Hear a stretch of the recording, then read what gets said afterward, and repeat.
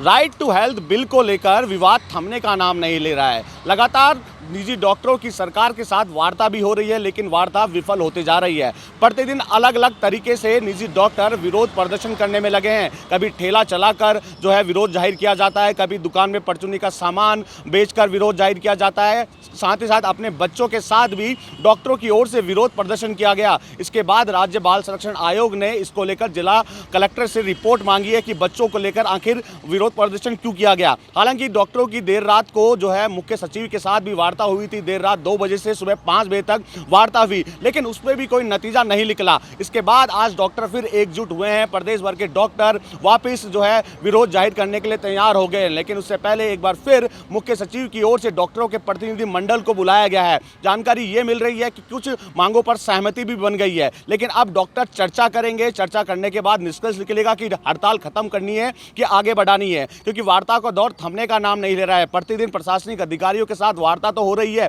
लेकिन वार्ता बेनतीजा निकल रही है। माना यह जा रहा है देर रात को जिस तरह वार्ता हुई थी मुख्य सचिव के साथ, उसमें कुछ बिंदुओं पर सहमति बनी थी। इसके बाद डॉक्टरों का प्रतिनिधि मंडल निकला था और उनकी ओर से चर्चा की गई थी। अब एक बार फिर विरोध रैली से पहले डॉक्टरों के प्रतिनिधि मंडल को वापस प्रशासनिक अधिकारियों की ओर से बुलाया गया है। कई अहम बिंदुओं पर जो है चर्चा की जा रही है, क्योंकि जब सदन में बिल लाने की बात की जा रही थी उस वक्त से ही लगातार निजी डॉक्टर जो है बिल में बदलाव करने की मांग कर रहे थे। उनका कहना था बिना प्रावधान के हम इस बिल को स्वीकार नहीं करेंगे। अब डॉक्टर की ओर से हड़ताल का आह्वान किया गया, उसके बाद से ही मरीजों को काफ़ी परेशानी का सामना करना पड़ रहा है। इमरजेंसी सेवाएं निजी अस्पतालों की ओर से पूरी तरह से बंद कर दी गई है। लगातार मुख्यमंत्री अपील करने में लगे हैं, डॉक्टरों को हड़ताल करने की अपील की जा रही है, चिकित्सा मंत्री अपील कर रहे हैं और तमाम सरकार के जो मंत्री हैं लगातार अपील करने में लगे हैं। लेकिन राइट टू हेल्थ बिल को लेकर विपक्ष पूरी तरह से आक्रामक हो गया है। विपक्ष का कहना है आनन फानन में सरकार ये बिल लेकर आई है। चुनाव पास में आते ही सरकार ने राइट टू हेल्थ बिल का जो है खेल खेला है, ना ही डॉक्टरों से परमिशन ली है।